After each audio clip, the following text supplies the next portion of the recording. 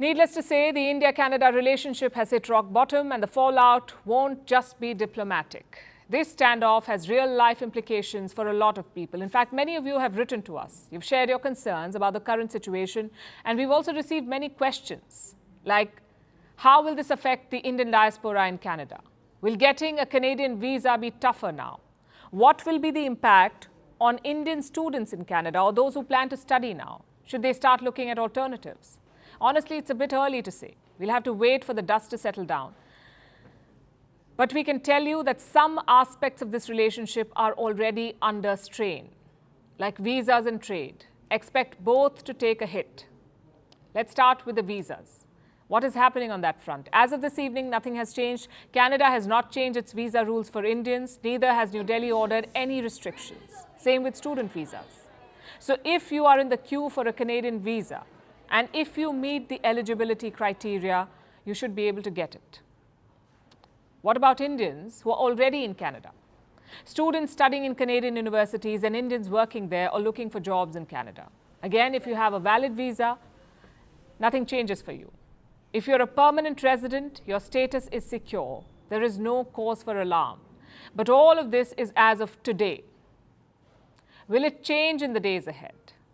It depends on how far Justin Trudeau wants to take this, or how soon good sense prevails, or the Canadian opposition prevails. Either way, this has been a while in the making. This clash between India and Canada, and the impact has been evident on their people-to-people exchanges.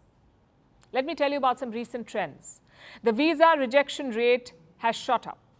It is now 50%, meaning half of the students who apply for a visa to Canada do not get it.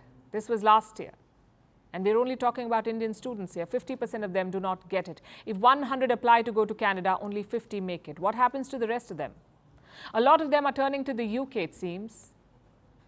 And numbers show this trend as well. Also, recently there was a major row.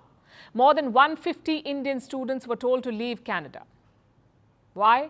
Apparently they were duped. Their admission letters were said to be forged. The students were deceived by fake universities, and they discovered it only after they'd paid the money and landed in Canada. And of late, many such cases have come to light. Then there's the problem of backlogs. Let me share some more data with you. This is from the month of June this year. 700,000 Indians, 7 lakh Indians, were waiting for their papers to be processed. This included visitor as well as business visas. So this is what you have: visa backlogs, fake admissions, and high rejection rates. And all these are serious problems. They cannot be solved without collaboration. And for that, India and Canada will have to work together. In the current circumstances, that looks unlikely.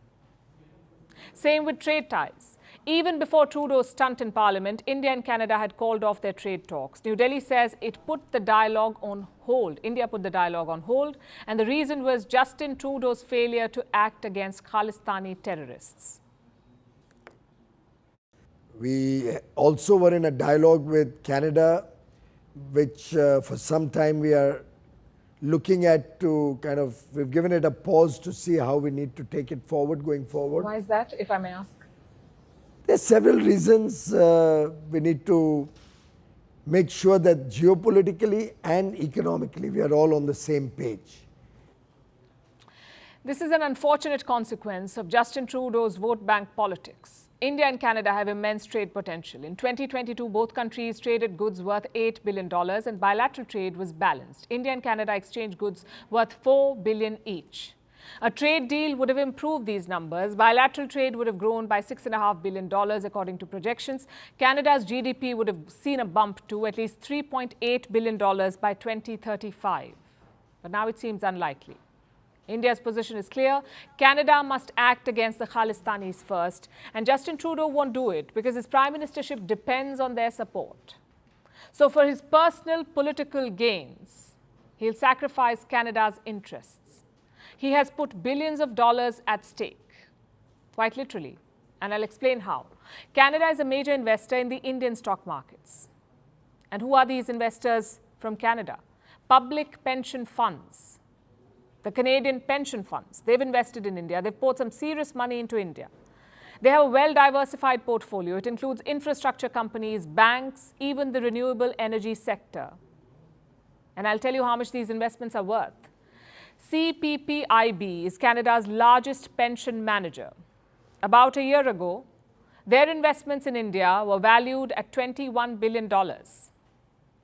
CDPQ is another investor. It manages several public pension funds and plans, and they have almost $6 billion in India, 6 billion. Ontario Teachers' pension plan has also invested in India. How much money? About $2.2 billion. Now, what happens to all these investments? If this row escalates, they could suffer losses. And this money is not owned by some hedge fund or some angel investor. These are hard-earned life savings of Canadian workers, their future, their pension funds. Trudeau has put all of this at stake to appease Khalistanis and to stay on in power.